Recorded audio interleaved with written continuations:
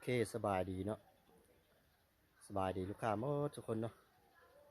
วันนี้ก็จะกลับมารีวิวปืนลมรุ่นตัติคอเนาะตัติคอปี2025นี้เด้อก็คันว่าลูกค้าผู้ใดเนาะที่สนใจก็สามารถติดต่อเข้ามาหาได้เด้อเครื่องมีความทรงเนาะส่วนตัวนี้ก็จะประกอบเป็นกล้อง Discovery เนาะ Discovery ขนาดใหญ่ตามซูมเนาะหรือกล้องรุ่นนี้ขนาดใหญ่ตามซูมมีไฟในเลนส์เนาะขนาดก็จะเป็น3 ลบอันน่ะ12x42นะตัวนี้ส่วนทางก็จะเป็นทางอะลูนะทางอะลูขนาด0.42นะวาล์วคาลิกัตนะวาล์วคาลิกัตส่วนเล้าก็ประกอบเป็นเล้าทีเคเนาะเล้าทีเคของกรุง12เกลียวเนาะเก็บเสียงกับเป็นรุ่นเจมแท็กนะส่วนท้ายก็พับได้คือกัน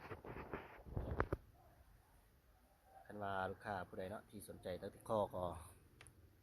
ติดต่อเข้ามาหาได้เด้อเครื่องมีความทรงเนาะตัวนี้งามๆใหม่ๆเนาะเครื่องมือหนึ่ง100%เนาะ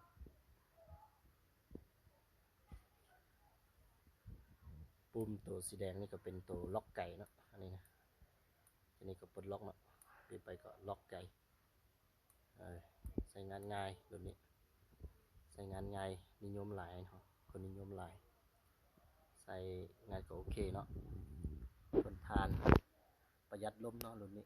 ยิงประหยัดลมโอเคคันว่าลูกค้าผู้ใดเนาะที่สนใจก็ติดต่อเข้ามาหาได้เด้อเครื่องเขามีผมทรงเนาะ